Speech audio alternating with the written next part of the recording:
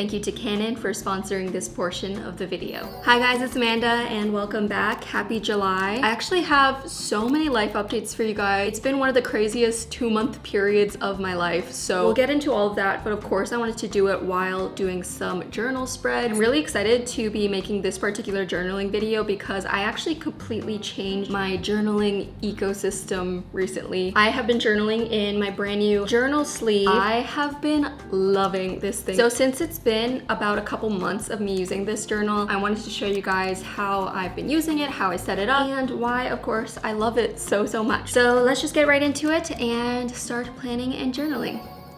So here is my small but mighty journaling system that I've been using for the past couple of months, and it's all housed within this quilted journal sleeve, which is so cute. It's like this denim quilted polka dot fabric, and there's some plaid on the inside, and it's a tri-fold, so it unfolds and there's pockets, and what I love about it is that I can switch this out depending on my needs. So I can fit my chunkier bullet journal when I want to do some more substantial journaling, and it still fits in the sleeve. Of course, it's quite hefty and chunky, but I can still keep it protected if I'm taking it to go. Or when I want to be a little bit more compact, I will take along these thinner notebook inserts. I have one for my brain dump thoughts, and then one where I just write out my journaling written thoughts, not like, you know, anything creative or anything like that. Of course, it can also fit my Hobonichi, but my favorite part about this, as you can see here, is that when you unfold all the flaps, it creates this flat, cozy journaling station, which I love, and I have been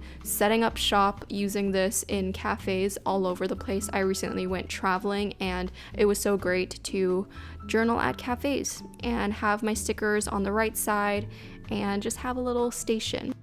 I think what I love about this modular traveler's journal system is that you really can switch it out depending on your need, and even when you fill up a notebook, you can still use the same sleeve, which I love. Anyway, now onto the spreads that I'm making in my bullet journal, which is the journal that I use for any of my more artistic, creative spreads, and it's in the hardcover journal. And this month, I really wanted to create some journal spreads that highlighted some of my photos and memories from the past couple of weeks.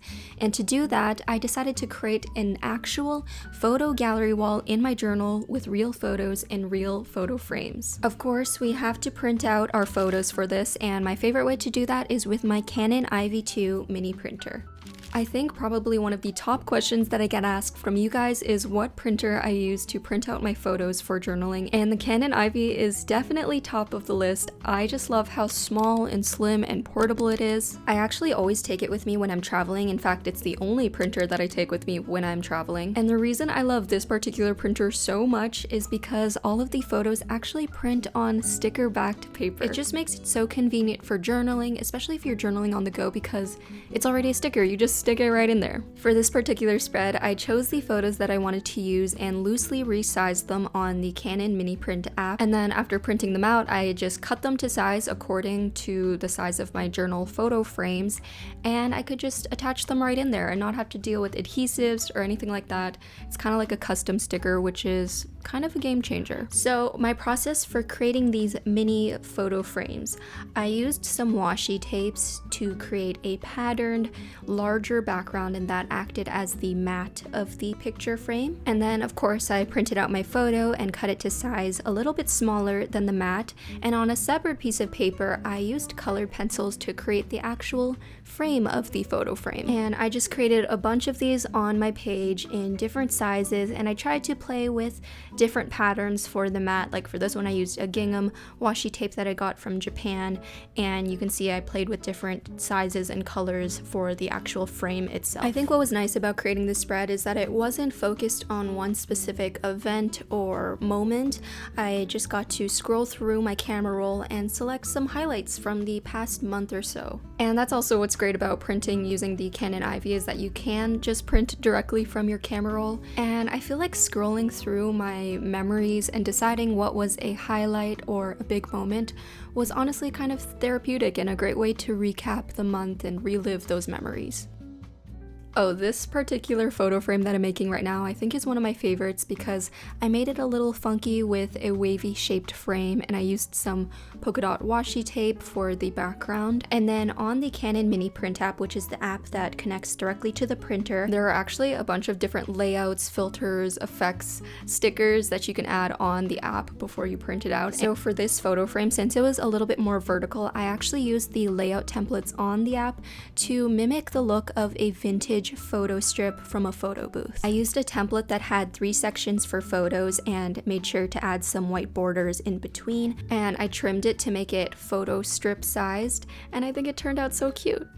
I continued making more of these photo frames and just played with the different sizes and colors and shapes of the frames, as well as the mat inside of it. It might be hard to see on the paper, but I actually did sketch out the loose layout of my gallery wall on my journal before doing any of this, just so that I could map out the layout and make sure that it looks okay on the page. By the way, if you don't have a lot of washi tapes, you actually can just draw out the patterns for the mat, or you can just do plain mats if you don't like the patterned look, but I just liked using the washi tape because it made it a lot quicker and easier. I also found that using the dot grid on the bullet journal pages helped me measure out the exact sizes of the frames that I would draw on the other paper. That way I knew when I cut it out it would fit the photos perfectly. I don't know if you can tell on camera, but for some of the photo frames I actually tried adding some wood grain using my colored pencil so that it looks like real wooden frames. I know it might seem like there are a lot of elements to this and maybe it seems a little complicated, but I promise,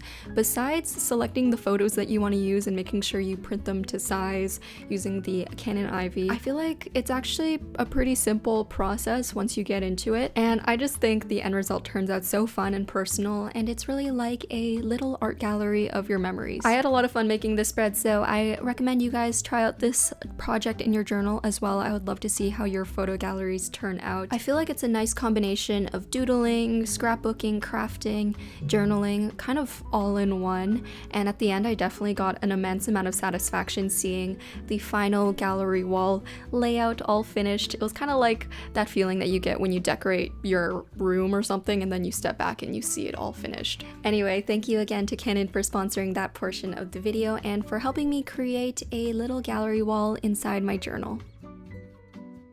As I'm finishing up making my quote page as well as the calendar spread, which you'll see me make after this, and I just used the same techniques with the photo frames as before, I wanted to talk about some of the big life updates that I mentioned at the beginning of the video because there are a lot.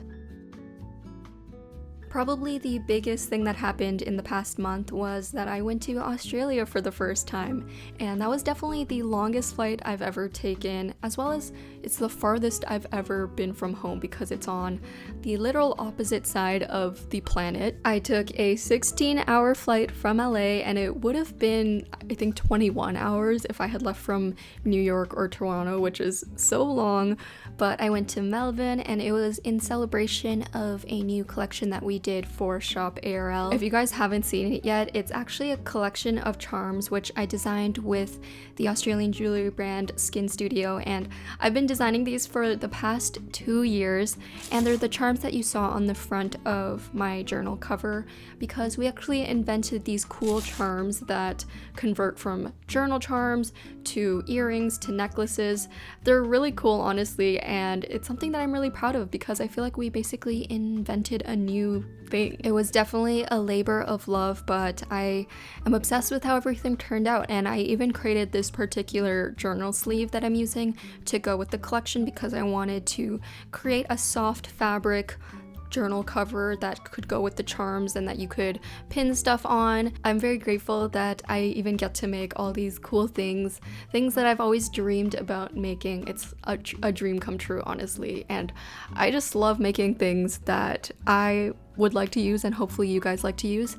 So yeah, thank you to anyone who came to the Melbourne pop-up. It was actually my first time meeting Australian little doodles, which was so cool. I was a little scared because I wasn't sure how many little doodles there were on that side of the world, but you guys definitely showed up. And then I guess the other big life update that I have is that I'm actually currently in the process of moving. This is definitely something I want to talk about more in a separate video. I'll tell you guys where I'm moving, what's happening, all of that. And I have actually been vlogging the entire process of the move, which I'm really excited to share with you guys. It's going to be a new series on my channel, the moving series, so stay tuned for that. So besides my photo gallery spreads that I made in my bullet journal, I also wanted to show you some other spreads that I made recently. Some of the spreads I made in my bullet journal and some were just in the notebook inserts that I keep in my sleeve. One of these spreads that I wanted to show you guys on here is actually my birthday spread, because yes, another life update is that I recently had my 28th birthday, and in celebration of me officially pushing 30, I created this journal cake that had paper candle flames that I blew away. So it's really sweet because this is kind of like a birthday cake that will last forever. People seem to really love this journal cake on Instagram, and I've already been seeing people recreate it for their birthdays, which I think is so adorable. And then during all of my travels recently, I was actually using these slimmer journal inserts in my journal sleeve as a travel junk journal because they were easier to carry around and less heavy than the chunkier hardcover journals. So I created this spread about my trip to Australia and the pop-up, and I also made a little pit stop in Japan later, which I'll explain why I was in Tokyo for a very special reason later, but I made this spread as well as a spread where I had some of the stamps that I got from my trip in Japan as well. There were a few times where specific places I went to had stamps to stamp, I guess, just as a souvenir, so that's where I put them. And I think those were all of my major journal updates for this past month. Alright guys, so I hope you enjoyed journaling with me this month and yapping about life updates and of course seeing my brand new journal ecosystem. I love this thing. I feel like it's been keeping my life together recently.